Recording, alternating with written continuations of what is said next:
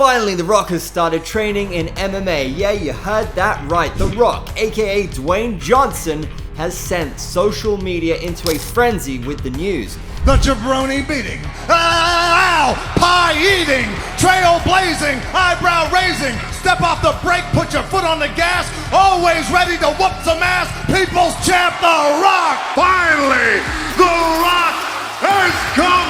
Whoa. Hold on, he ain't coming anywhere, but the People's Champ is ready to step into the MMA ring, where he will steamroll his opponents. It's a sure shot thing to happen now.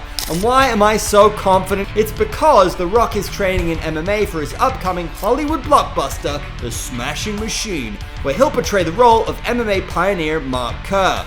The first look of the movie was released recently, and boy oh boy, The Rock at first looks quite unrecognizable. In the visuals, he's seen sitting in the corner during the rounds, looking quite young and with hair. This became the center of attention online. It got us thinking, what if he started out as an MMA fighter instead of becoming a wrestling legend and a movie star? Would he have dominated the octagon? Ladies and gentlemen, boys and girls, let's get down the fantasy lane and see if we have a case here.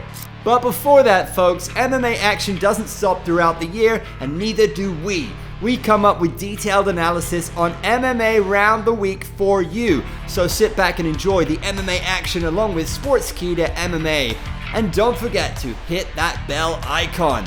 We all know The Rock, a dude with the muscles so big they could crush a watermelon. The Rock's got the physique, that's for sure. Johnson is often billed as being 6'5" tall.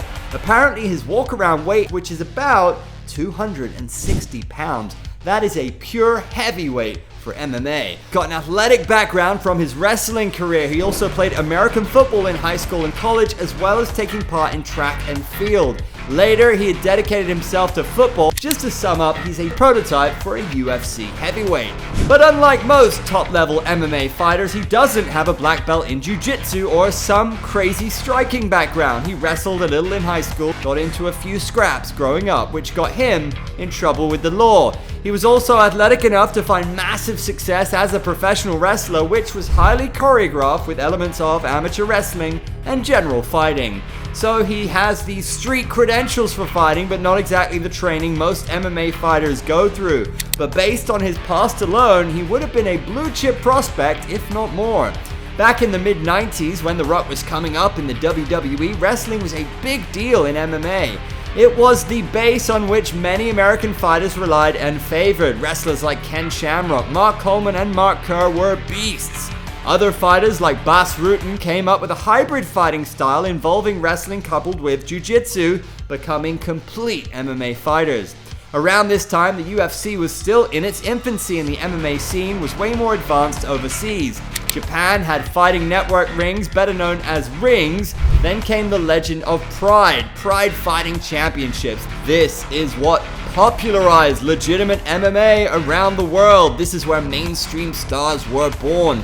In Brazil, Vale Tudo, a full-contact combat sport, became popular around the mid-20th century. This would eventually evolve into modern mixed martial arts. Vale Tudo literally translates in English as everything goes. South Asia had its own variations of striking competitions. Letway, Muay Thai, and Kun Khmer were predominant. The Rock himself even said on Joe Rogan's podcast that he almost left WWE for MMA in 1997. He was thinking about fighting in the UFC's rival promotion at the time, Pride FC. Pride, and I have this idea in my head. Well, maybe I should train to MMA and go to Pride and make money, real money. So how would the People's Champ fare in MMA? Think of him in an MMA ring. The Rock doing mixed martial arts, like with real punches and more? Why not? The People's Champ could have done well using his wrestling skills and freak athleticism to take dudes down and pound them out. During this time, jiu-jitsu was becoming a game changer, but striking was still important. Without that groundwork expertise, a takedown could turn into a chokehold real fast. So back in the mid-1990s, Can you smell what The Rock is cooking? although those were the early days of MMA where a singular expertise in a combat sport could have been enough to win. With his freak of nature body and unusual strength, he could have gone really far in MMA. But wait, the story isn't over yet. He again trended online, claiming to have considered MMA as a profession back in 2007. He put out a tweet stating that he considered entering the UFC. His goal was to train with the renowned coach Greg Jackson for 2 full years in Albuquerque. So he had the athletic tools, he had the drive, he even had a gym, coach, and team picked out. Jackson Wink MMA in New Mexico. In those days, Jackson Wink wasn't the vaunted destination for top fighters it would later become, but even then, head coach Greg Jackson was developing a reputation as one of the sport's foremost analytical thinkers. The Rock believed that Jackson had all the necessary tools to train him for mixed martial arts and make him a contender in the heavyweight division. So with all of this in front of us to see, now the pieces are falling into place. The different elements required in MMA are coming together in a way that makes sense and leads to a positive outcome. He would have trained with them with the single game plan of ground and pound. He could have sparred with John Jones, who was an unknown figure around the time, along with a host of fighters like UFC champ Rashad Evans and others.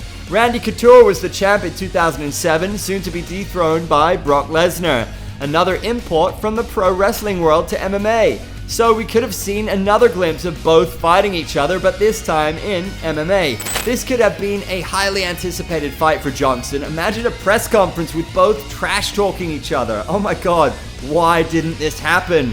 The Beast in Carnage in his prime versus the Brahma Bull. Around this time, he was starting to push into more Hollywood limelight.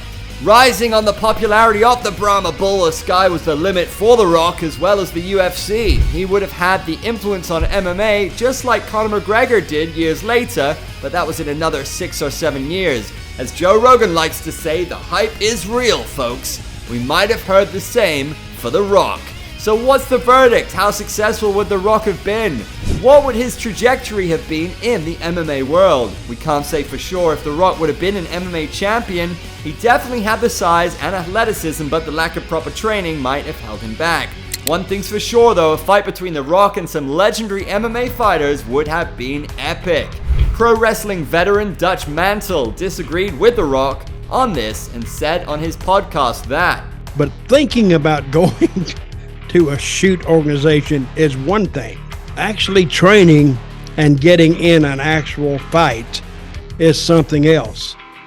Now, I can't imagine The Rock versus Fedor. Well, The Rock may respond by his catchphrase, It doesn't matter what you people think. Now, we can't answer that here, but we can tell you that at least in the real world, you can see him in the cage fighting when he portrays the legend Mark Kerr. The movie is named The Smashing Machine, but hey, what do you guys think? Would The Rock have laid the smackdown in MMA, or would he have tapped out faster than you could say jabroni? Are you excited for The Smashing Machine? Let us know. But anyway, if you're here, we thank you for watching. Subscribe and ring the bell. If you haven't done so yet, please leave a comment as well, as it helps the algorithm, and we will see you soon.